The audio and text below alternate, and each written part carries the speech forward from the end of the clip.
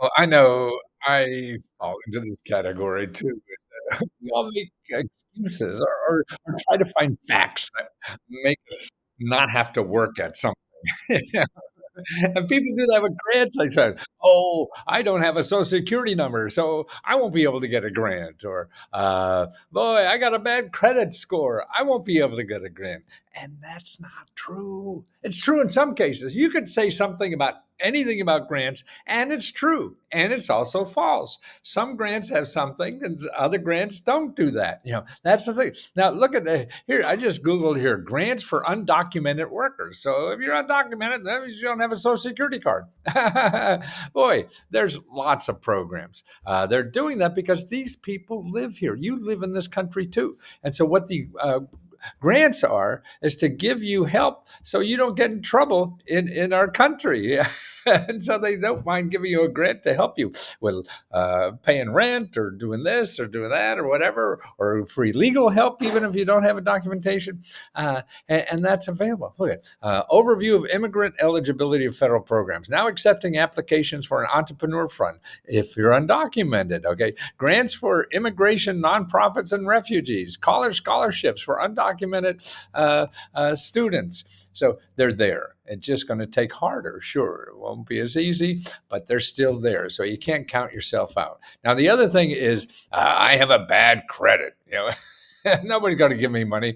Remember, grants don't expect you to pay them back. You don't have to pay you money back. So they don't care if you have bad credit. They're giving you money and they don't want anything back. If it was a loan, then that's different. Now here, I went into chat.openai and put in grant application checked for your credit. Do grant application check for your credit. But, and in 15 seconds, you get an answer.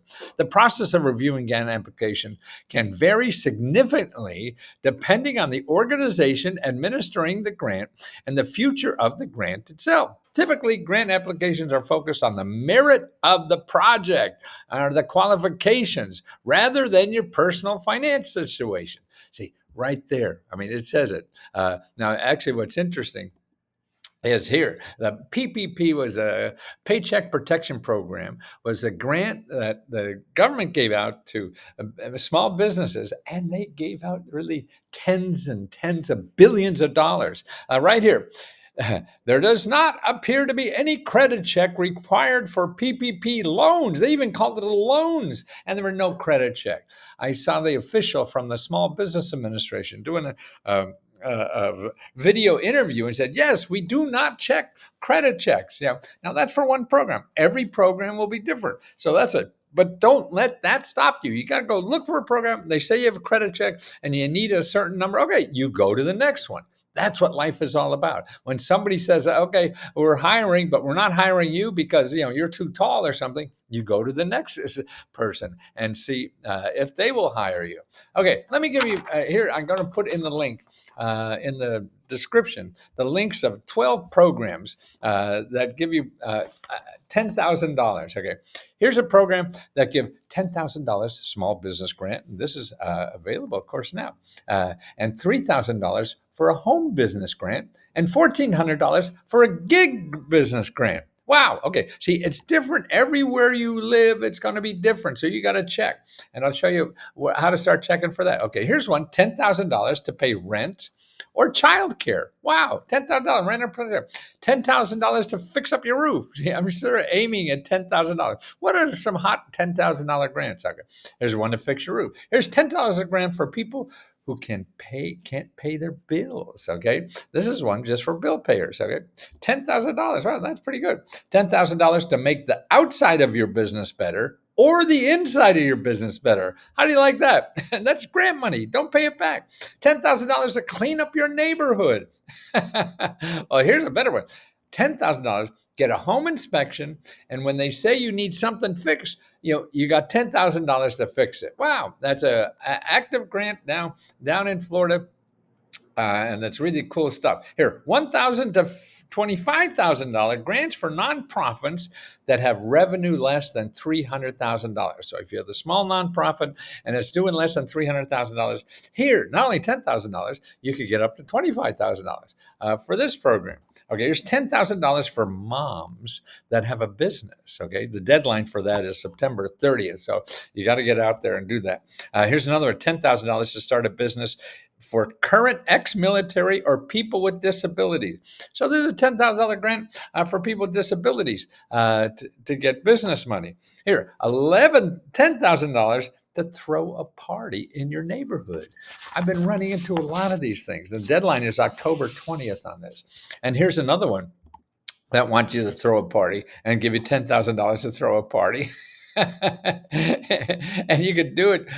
You have to throw the party between October 24th to August 12th of next year. Wow. 10 grand to throw a party.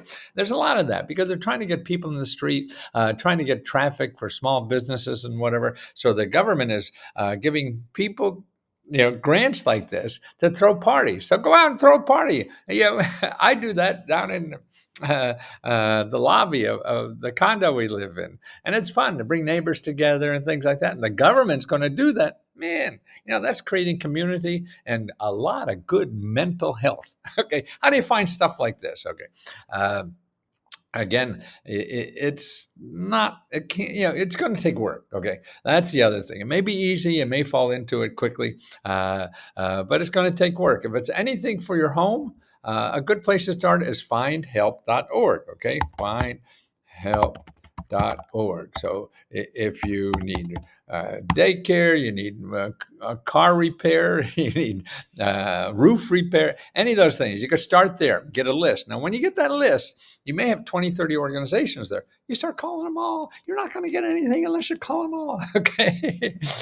And if they can't help you, you ask them, who else can help you? See, even if maybe it's for veterans and you're not a veteran, okay? You call them anywhere and find out, hey, I know I'm not a veteran, but I'm just wondering if, hey, maybe you know of some other organization that does what you do, but for non-veterans like me. By the way, I'm a vet, so I'd be covered. Okay, something like that. Now, for business organizations, you go to sba.gov and then put in local assistance. And then you'll put in your zip code and you'll find out all the local nonprofits that will help you with anything with your business. You hear that? Anything. You need money, you need technology, you need legal help or fill out your tax, anything like that. They help for free. Don't use Google. You're going to get caught in the monster and you won't get out of there alive. Well, you get out of alive, but you'll be broke. So don't do that. And that's why I encourage people to use chat.openai.com. Put in grants for housing, grants forever.